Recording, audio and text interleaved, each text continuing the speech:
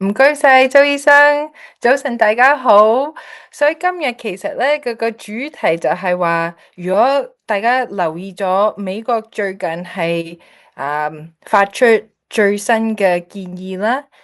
就對我哋加拿大同埋特別係華人有咩影響？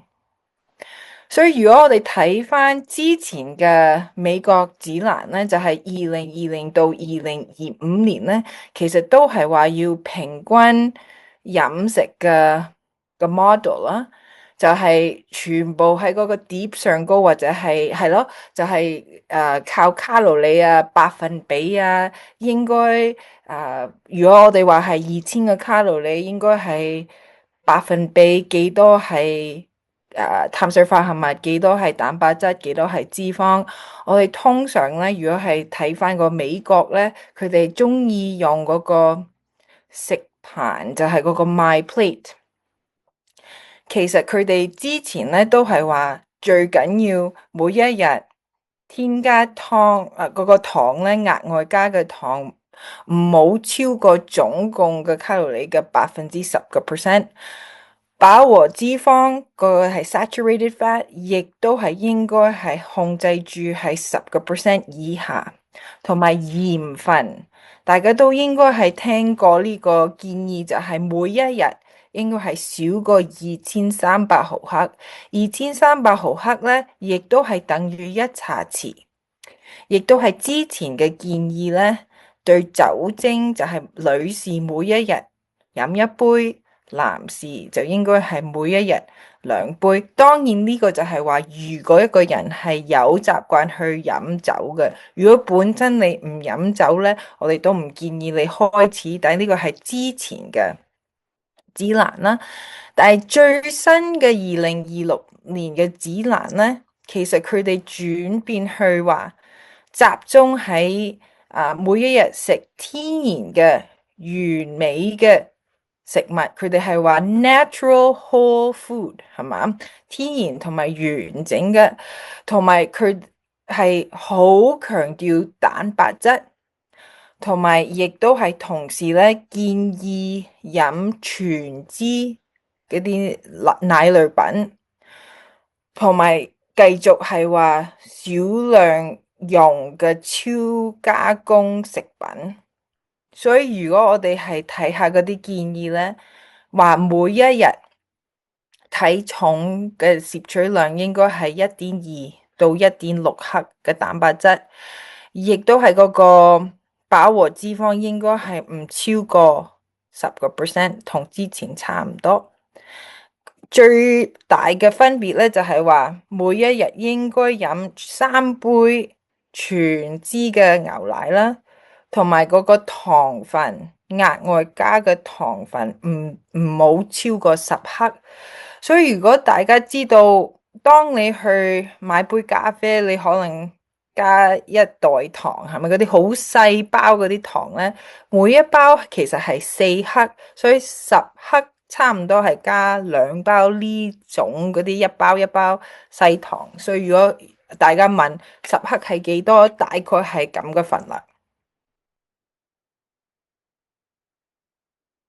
好。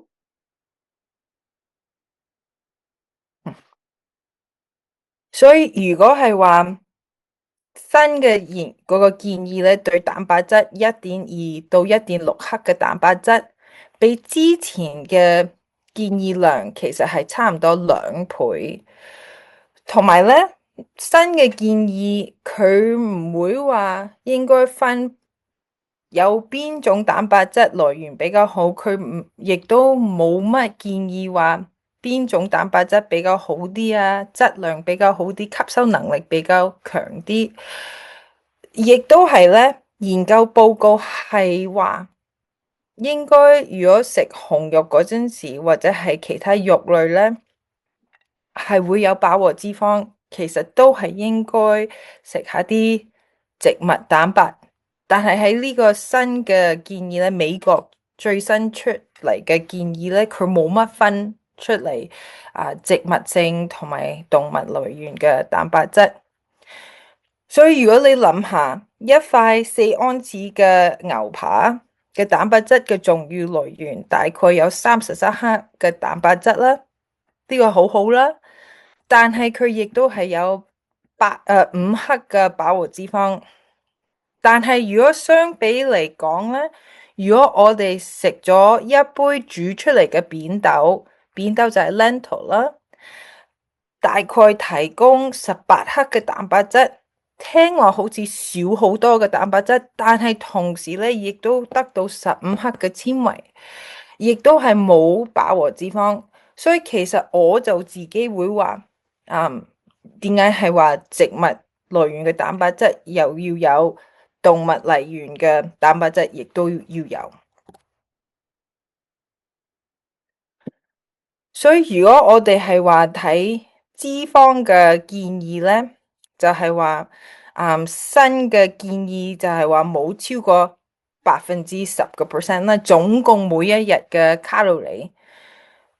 同埋咧最好就係話，攝取量應該係不飽和脂肪，譬如橄欖油，但係佢亦都係會建議你用奶油，就係英文係 butter，或者係有冇人聽過 beef tallow？嗰個最新嘅建議其實係話應該用下 butter 同埋個 beef tallow。但係如果我哋諗翻之前咧，其實係話應該係食多啲不飽和脂肪，譬如橄欖油。係嘛？所以係有啲矛盾。所以如果我哋係話喺嗰個金字塔嗰幅相入邊咧，佢亦都係強調嘅暗示應該食牛扒、芝士、全脂嘅牛奶或者係嗰個 butter 等等嗰啲呢啲材料啦。但係如果我哋真係根據佢嗰個建議，其實係好難導致到冇可能將嗰個每一日嘅飽和脂肪嘅攝取量可以喺嗰個建議嘅嗰個限制量嘅以下，所以其實係好大嘅矛盾，係嘛？所以我就係會話，好多人就會話橄欖油係最好嘅，係嘛？對，如果我哋攞嗰啲必須嘅飽和脂肪。但其實如果你從研究報告嚟講咧，大豆油同埋嗰個菜油嗰個 canola 同嗰個 soybean 其實都係好嘅 omega 3號嘅來源，同埋 omega 6號嘅來源。所以如果係話根據呢啲建議，我哋如果譬如係話每一日有2000嘅卡路里。應該嗰個建議就大概有22克嘅脂肪攝取量啦。如果我哋亦都係話要飲3杯全脂嘅牛奶，亦都大概得到17克嘅飽和脂肪啦。所以如果你依家係多餐試用嗰個1湯匙嘅黃油或者係牛油，個 beef tallow 或者係個 butter 咧，其實差唔多超過每一日嘅限量，所以大家都要注意。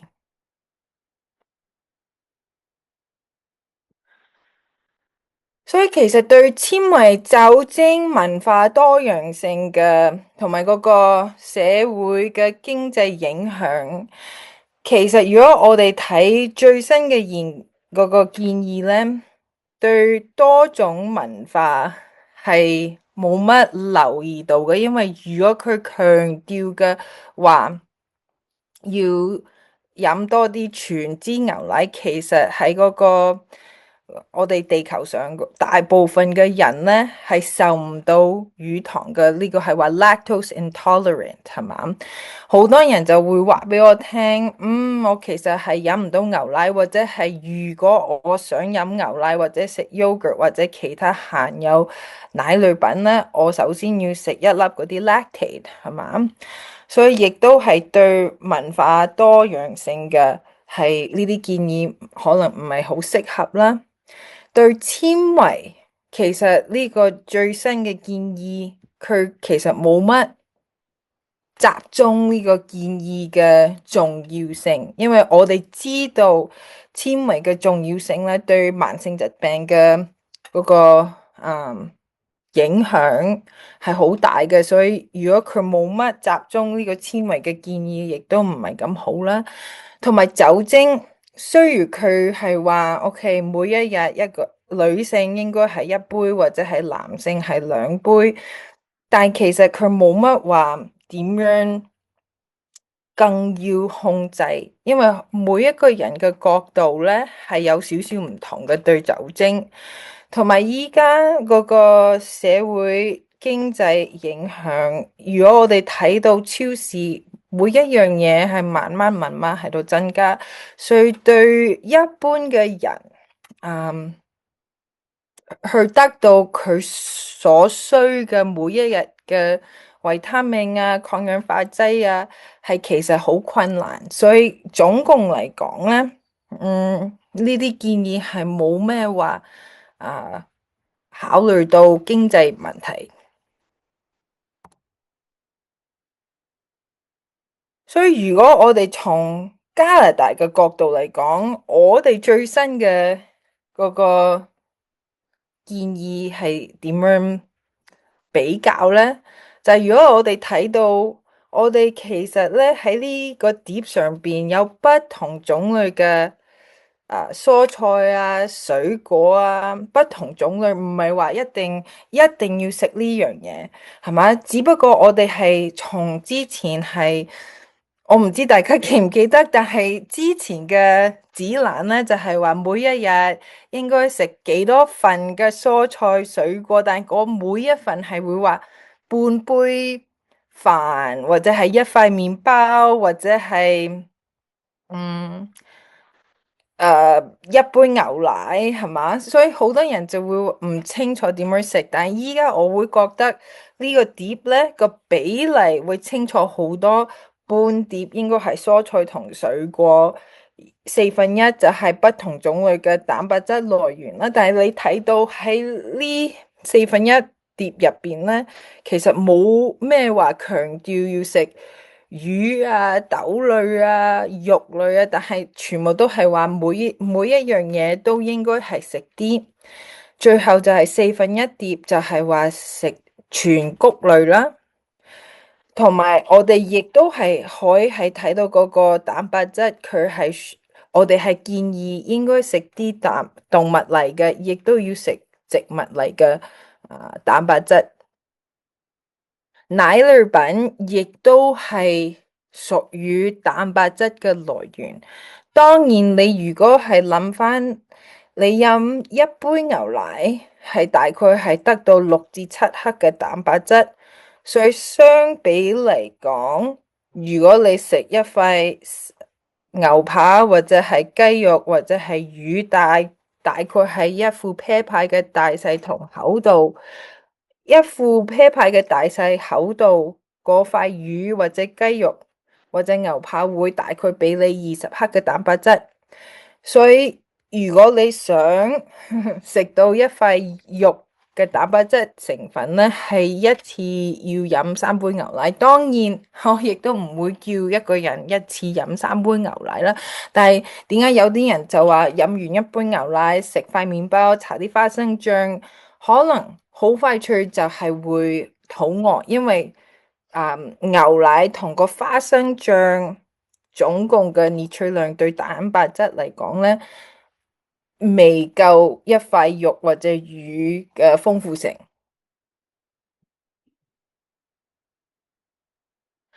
所以就係呢度就係話，如果我哋係話每一日應該係飲3杯牛奶咧，對我哋華人傳統嚟講咧，因為好多我哋華人咧係受唔到嗰個 lactose 乳糖啦，所以我哋亦都係會比較鍾意飲豆漿。